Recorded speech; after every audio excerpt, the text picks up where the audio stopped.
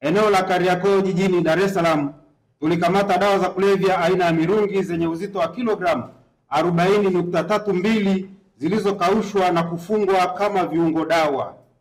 Dawa hizo zilikuwa kwenye paketi 80 zenye maandishi ya dry basil leaves zikiwa tayari kusafirishwa kwenda nchini Canada na Italy. Watu wawili ambao ni Yusufu Kibaha mwenye umri wa miaka 35 na Mohamed Ramadhani mwenye umri wa miaka 41 walikamatwa kuhusiana na dawa hizo. Taarifa za kiuchunguzi zimebainisha kwamba dawa hizo za kulevya ziliingizwa nchini kwa njia ya kificho kutokea nchi jirani na zilitumwa kupitia kampuni ya usafirishaji.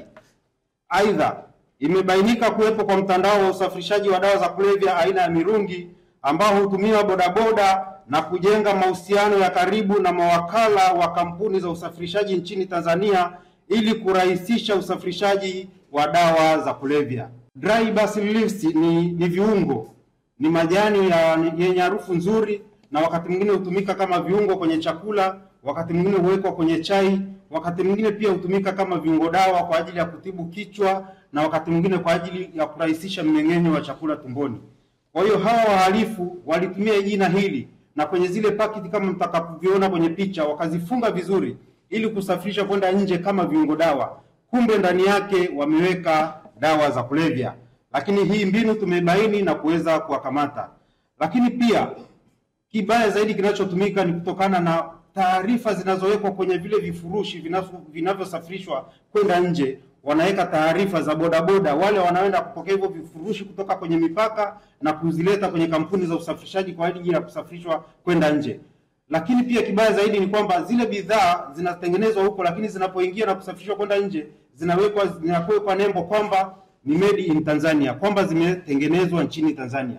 Kwa hiyo endapo zitakamatwa huko nje, ina maana zitachafua taswira ya Tanzania kwamba sisi tunasafirisha dawa za kulevya. Kutokana na sasa hivi kuaminika kwamba Watanzania wasafirishi tena dawa kwenda nchi za nje. Kwa hiyo hawa wahalifu kutoka nchi za jirani ambao wanataka kuitumia Tanzania kusafirisha dawa za kulevya, bahati nzuri tushabaini huu mtandao na tunaendelea kuushughulikia. Na wale waliosafirisha hizi dawa bado tunaendelea kuwatafuta kwenye nchi zao na muda si mrefu tutawakamata. Hivyo tunawaonya wale wote ambao wanaendelea kusafirisha vifurushi wahakikisha kwamba vile vifurushi vinakuwa na taarifa sahihi za msafirishaji na mpokeaji. Na bodaboda tunawaonya wasikubali kutumia taarifa zao kwenye vifurushi vinavyosafirishwa, kwa kuwa wataingia hatiani pale ambapo itabainika kwamba pengine kifurushi alichokibeba na taarifa zake kutumika ni kinahusika na dawa za kulevya. Katika operation iliyofanyika eneo la Mlalakuwa wilaya ya Kinondoni jijini Dar es Salaam, tuliwakamata Bright Malisa, Humphrey Safari, Novatus Kileo na Chris Mandoza, wote wana umri wa miaka 26, wakitengeneza biskuti za bangi kwa ajili ya house party ya wanafunzi wa vyuo vikuu. Watuhumiwa hao walikutwa na biskuti 140 za bangi, puli 8 na paketi 9 za bangi zenye jumla ya kilogramu 2.858. Mamlaka inaendelea na uchunguzi zaidi kubaini na kuchukua hatua dhidi ya matumizi ya bangi kwenye bidhaa mbalimbali ikiwemo vinywaji, vyakula, vipodozi na sigara za kielektroniki yani vapes. Uchunguzi uliofanyika na mamlaka umebaini uwepo wa viambata vya bangi kwenye baadhi ya bidhaa hizo. Naendelea kuwaasa wananchi kutoa ushirikiano kwa mamlaka wanapoona bidhaa hizo kupitia namba yetu ya bure 119. Hawa wanafunzi tuliowakamata walikuwa ni wanafunzi wa vyuo vikuu, wengine wamefeli, wamedisco kwenye vyuo vikuu wakiwa mwaka wa pili, lakini wengine pia tuliowakamata ni baadhi ambao wamemaliza vyuo vikuu.